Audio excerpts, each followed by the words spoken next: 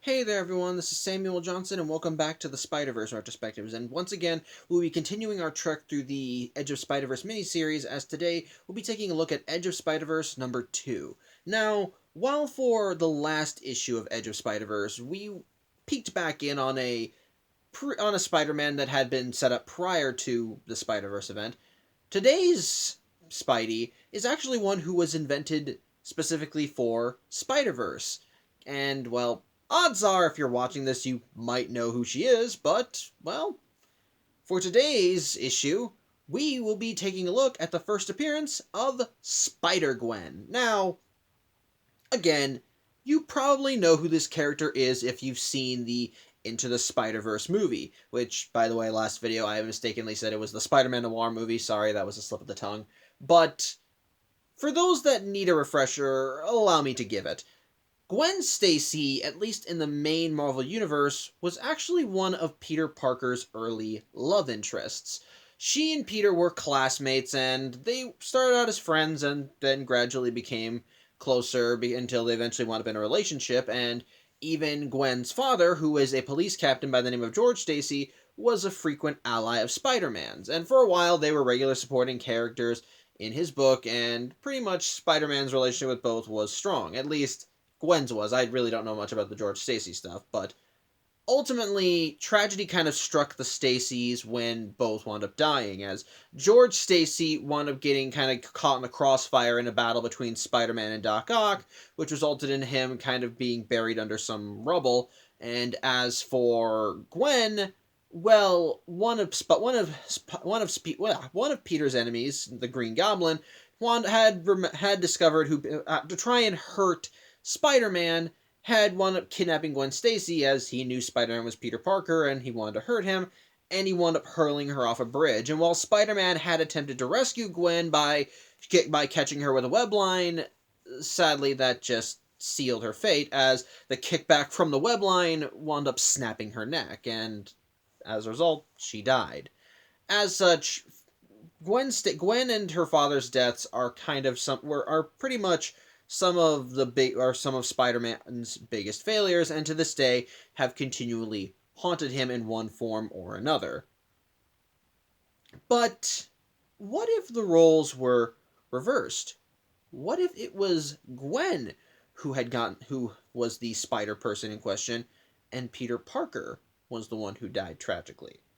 Which is where the story of Spider-Gwen comes in, as in Spider-Gwen's universe, as you can probably tell, she was the one that got bitten by the spider instead of Peter, and like Peter in the main timeline, when she got her powers, she at first tried using them to cash in, as Gwen wound up developing her Spider-Woman dual identity and pretty much used it to try and get famous, getting on talk shows, playing in bands, even getting her own merchandise and so forth. So she did try to essentially make a name for herself, and even later in the story thought that she could just do whatever she wanted with the powers. Well, the thing is, because Peter never got his spider powers, he continually found himself to be a fist magnet, much like in the main universe. And while Gwen tried defending him, as even in this timeline they were close, well, Peter kind of finally hit his limit, and one day wound up developing a serum to try and make himself special, i.e. give himself powers. And the end result is that he wound up becoming that universe's version of the Lizard. And while Gwen wound up duking it out with Peter and wound up proving victorious, sadly, the battle also ended with Peter dying, with the last words he said being, "I just wanted to be special like you," as Gwen held him in her arms. Unfortunately for Gwen, when Peter died, well, nobody actually saw him transform back from the Lizard, and so when people found Spider-Gwen holding Peter's lifeless body in her arms, it looked as though that she essentially killed this helpless young man. The end result, Spider-Woman was labeled a fugitive and has been wanted ever since for the death of Peter Parker. But pretty much Peter's death was what was kind of the kicker for Gwen, as well, it was because he was trying to follow her example that he became the Lizard, and so it's with his death, Gwen finally learned the whole "with great power there must also come great responsibility" mantra, and ever since she's been trying to use her spider powers to help people, like with many other Spideys across the multiverse. But thing is, though, being a spider person in any universe does kind of have its own foibles, and in the case of Gwen, well, she does, like with Peter in the main timeline, she has to try and balance her spider duties with her everyday life, and in her everyday life, she's in a band. Specifically, she is a drummer for a band called the Mary Janes, and whose, of course, lead singer is Mary Jane Watson herself. However, because I'm guessing the story takes place not that long after what happened to Peter, his death is still kind of still on her conscience, and so during practices she will consistently get distracted and just kind of go nuts with her drumming, as she's the drummer. I think I might have mentioned that already, but yeah, she's the drummer. But yeah, sorry, I mentioned that already. Sorry, that's the second time I mentioned it. But bottom line, she gets distracted and just kind of goes nuts, and her bandmates do notice. And while they have offered to talk with her about it, she's just kind of pushed them away because, well, it's her, because, superhero wanks and all that. But they do kind of want her to see if she can at least kind of keep it in for a while, because, well, the Mary Janes do have a gig coming up, and, well, they don't want her blowing it, which does kind of sound heartless when I say it out loud, but by that same token, I kind of get it, because if she has demons, they don't want them to be kind of drilling her up here and have her to have a breakdown in the middle of the show, or for her to get cold feet or something. So if they say if she wants to be there, then she needs to kind of get her act together. As such, after practice is done, Gwen does leave, and she ends up signing to go. As such, she kind of does her own thing, and later that evening, she does kind of go out and get in her Spidey jammies, which I can actually show you another picture of that. Which, yeah, if you've seen this Into the Spider-Verse movie, you know what she looks like, but I actually kind of like this outfit. Really nice, pretty unique, still recognizable as a spider themed superhero, but nice, and does its own. But it does its own thing. It's a new flair. It's recognizable but different, and I love this combination of colors with the magenta, the blue webbing, the white costume, even how the teardrop eye holes look. I think it's really cool. But either way, she's talking with her dad, and it's also in this point we learn another key factor with this world's George Stacy. He's the one leading the hunt for Spider-Woman, so unfortunately for Gwen, that means she kind of has to, that she needs to keep her dad in the dark somewhat. However, while Gwen is going out and about and presumably on her way to the concert, even trying to take the subway, she ends up running into a cop who unfortunately is either a rookie or really not that good under pressure, because once he sees Gwen, he's just shaking like a leaf. He can't hold his gun steady, and when Gwen tries to talk him down, say, whoa, whoa, whoa, easy, guy, easy, just try to calm down and put the gun away, he freaks out and opens fire on her. In a crowded subway. There's commentary there, but I'm not political enough to want to get into it. The point is, Gwen does dodge his shots and manages to web his hands before he goes nuts, and so she ends up giving him the riot act, saying, look, people rely on you here, and you're kind of setting a bad example here. So she ends up calling in the station to come and pick the guy up and telling him, look, people rely on you to keep them safe, so don't blow it. And he says, well, look at you, look how you're dressed. Like, yeah, well, looking funny doesn't kill people. And so the police do arrive, but unfortunately, because Spider-Woman is a wanted murderer, they essentially zero in more on her than the other guy. So she has to kind of make a run for it, which I'm guessing does take a bit of time to do. As such, we end up cutting to a diner.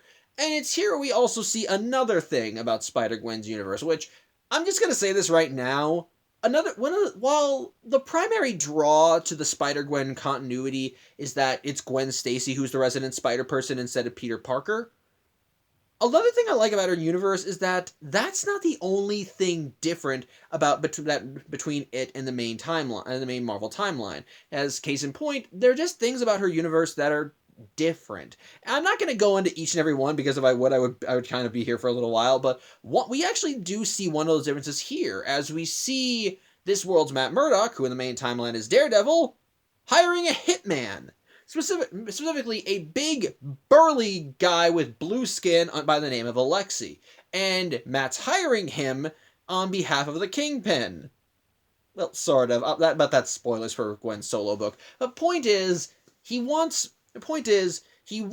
Matt wants Alexei to go after Captain George Stacy. And with Alexei questioning why does the Kingpin want this guy dead at all, and so Matt explains that one, it would get Captain George Stacy off the streets because he can be kind of a thorn in everybody's side, and two, well, as he says, he thinks Spider-Woman could use a few more friends.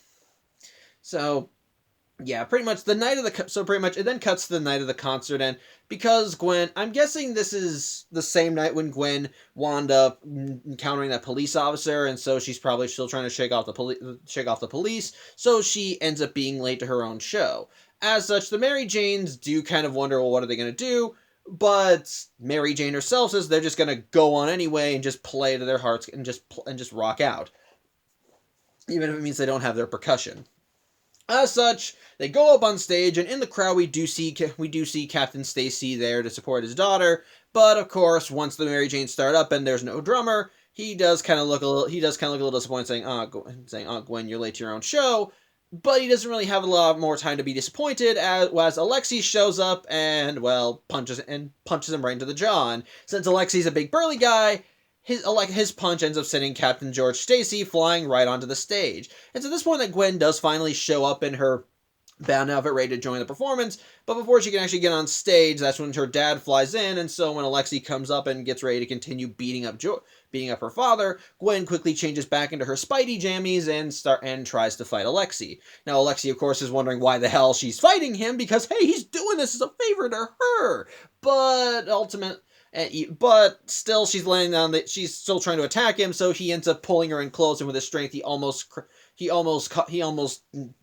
squeezes all the air out of her. But Gwen is able to think fast and pretty much just bops his head to kind of get him to lose his grip, get disoriented. In the midst of this, she does just start smacking him down until she gets him against the wall, webs his hands to it, and then as he actually is starting to get afraid and asks, oh, seriously, what's the deal here? She finally delivers the coup de grace. She punches him so hard she breaks a hole in the club they were in.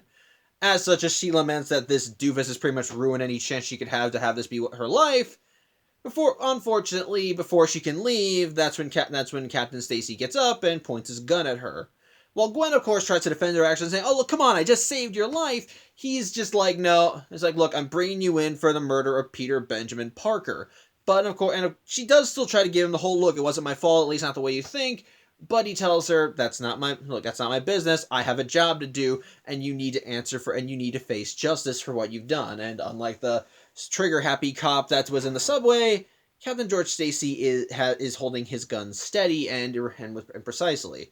As such, Gwen, realizing that her dad is serious about this, she finally tells him, "Look, I understand. Like, but maybe sometimes what we want may not always be what the world needs," as she pulls down her hood and unmasks right in front of her father, much to his own shock. It's at this point that Gwen finally does go into what she kind of means how she kind of interprets the whole "with great power there must also come great responsibility" line. As, like I said, when she became Spider-Woman, she pretty much felt that having all these powers meant that she could do whatever she wanted, that she was free from responsibility. But unfortunately, Peter Parker tried to follow her example in that regard, and it led to him becoming a monster that she had to put down. And pretty much she realized that having these powers means that she needs to set an example, because when she puts on that mask and does these things, she needs to actually set a good example, because if she doesn't, then people like Alexei will, and sadly that example essentially means that you can hurt whoever you want, and there won't be any consequences because, well, powers. And as such, that's why she fights that's why she fights crime and tries to be a hero, because she knows that if she doesn't set a good example, someone else will, and it won't be kind. As such, she says that she can't set that example if she's in a jail cell, And Captain George Stacy, who now is just conflicted and clearly a little broken, just puts his gun down and says, just get out of here, Gwen, before I change my mind.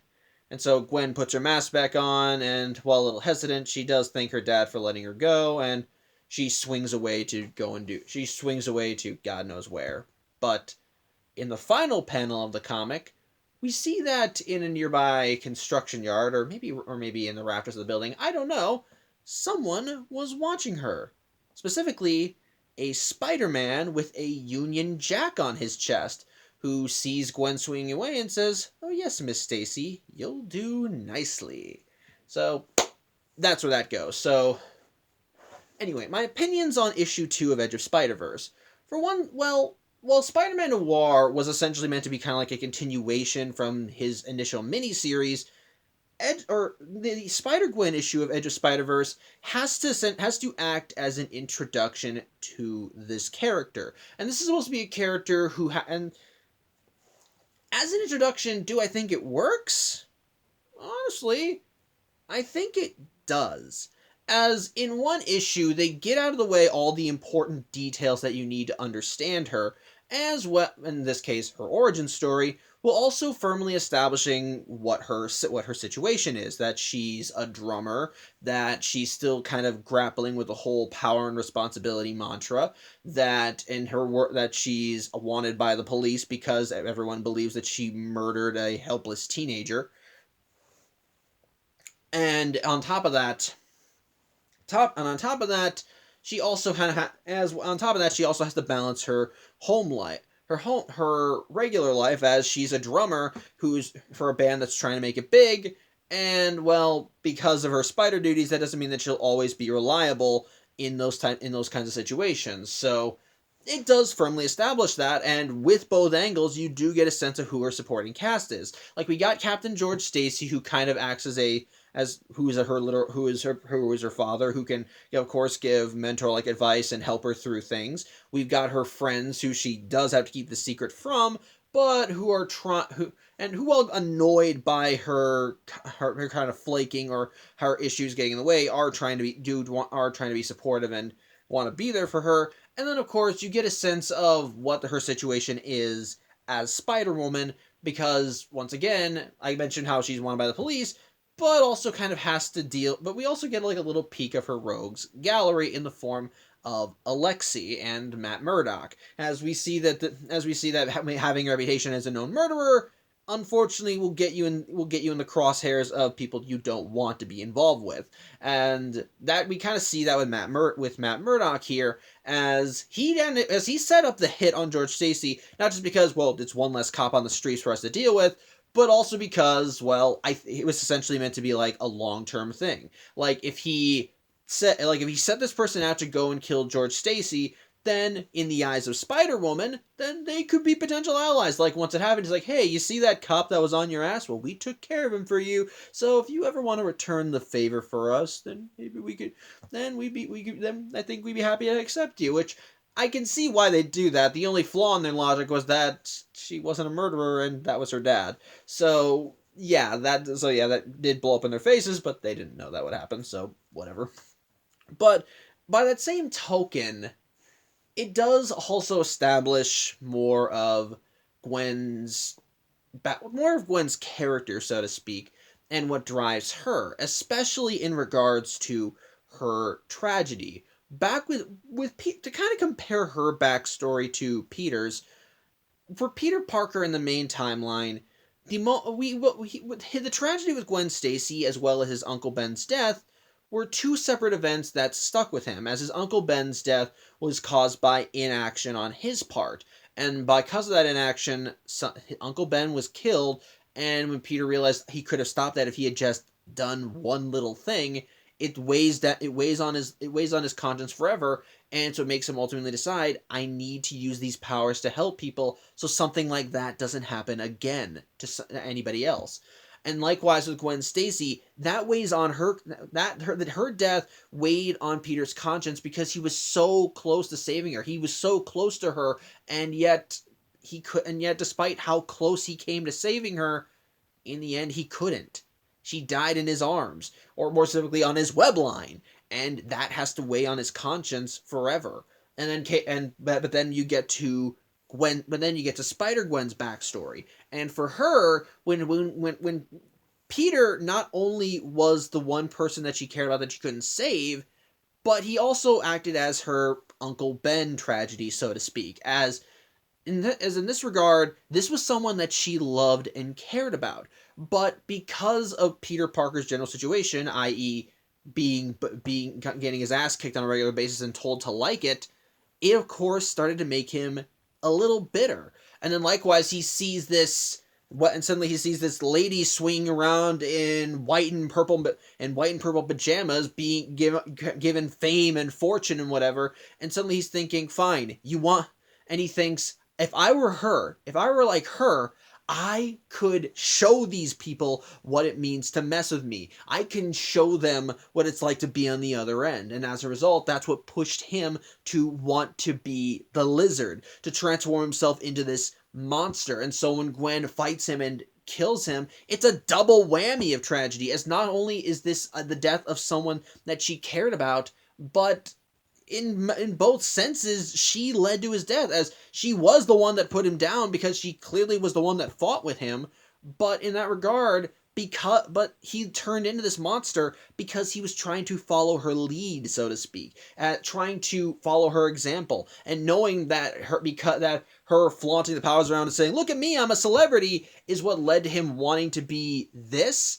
It sticks with her, and that's what makes her realize, if I have these powers, I need to show that they aren't just a tool, that they're not just a crutch, that having them means bearing some kind of responsibility. And that's what leads her to deciding, I'm not going to try and use them to be a celebrity. I'm going to actually try and use them to set an example, which is what leads her to changing the Spider-Woman persona into a more heroic one, which I like. I actually do think it's a pretty unique take on the whole "with great power comes great responsibility" mantra, as well as the typical spider tragedy. Because let's be honest, if you're a spider, whatever, there's going to be tragedy in your backstory, and it's most likely going to be somewhat your fault. So I kind of like how they interpret it here. That rather than through her inaction, rather than have the tragedy be caused by her inaction, it's caused by what she does actively do, by the example that she unknowingly sets, and and you can kind of see how that's reflected throughout the story. When she wound up encountering the trigger-happy cop on the subway, she reprimands him because, well, he's a cop. He wears a badge, and people are supposed to rely on him to protect them, and yet he's going around being all trigger-happy and scared. And what kind of example does that set? What people rely on this man? So why? If he wants to do this, he needs to set a better example and show what being a cop is supposed to mean. And likewise, when she confronts her dad, she makes the same comparison with him. That when she puts on the mask, she has to set an example so that people like Alexei aren't the thing that people try to emulate. And likewise for her dad, when he puts on the badge, he puts it on because he knows that if he doesn't, someone who isn't deserving of it will, and he'll pretty much just be that way people see cops nowadays, as brutes with guns who think they can throw their weight around and do whatever they want. And so that's why she does what she does. She has to set an example so that when people do try to emulate her, it's for the right reasons, for wanting to help people, for wanting to use the gifts they have for the betterment of others, instead of trying to be selfish and trying to hide from responsibility. I think that's honestly an interesting backstory to have. It still mixes in the traditional elements of Spidey's backstory, while mixing in its own flair and making it unique to Gwen Stacy. And as a result, I think it's actually pretty nice. So yeah, on the whole, I do think Edge of Spider-Verse #2 is a nice introduction to Spider-Gwen and her basic situation, her universe, her supporting cast, what situations it's dealing with, and of course, it does give enough little plot threads for her eventual solo series, such as showing evil Matt Murdock hiring the assassin, Captain George Stacy, and him now having to deal with the fact that his daughter is Spider-Woman, who, guess what, is still wanted for murder, as well as dropping the lead into Spider-Verse, when we see the British Spider-Man seeing Gwen Stacy swing away and saying she'll do nicely, which will explain this guy's backstory later. But for now, Edge of Spider-Verse number 2, I think, is a pretty good introduction to Spider-Gwen and sets the groundwork for her eventual series, which I guess the only thing I haven't talked about is the artwork for her story, which I guess I can show here. It's alright, I think. I think kind of stylized, kind of not stylized, but not being too out there. Pretty nice, pretty cartoony, pretty colorful. So it's nice. It's all right. It's nice. It's all right. It's all right. Nothing. It's all right in artwork. So overall, but like I said, overall, pretty. I think it's a pretty good story. Good writing. Establishes Gwen Stacy's character really well. Her situation, her supporting cast, what she has to deal with, what her motives are, what makes her what keeps her going, and the ending does leave it open for not only her own solo series but for Spider-Verse as a whole. So yeah, I think that's up for overall. Still pretty good. So yeah, that's pretty much it. Thank you for watching. I'm Samuel Johnson, and tune in Saturday as we look at issue 3. And if you want to see my regular vlogs, tune in tomorrow as we go and do that. So until then, I hope you have a good night, and well, I hope you have a very I hope you're weathering the weather. I hope you're weathering the weather. So yeah, that's about it. Thank you, and take care.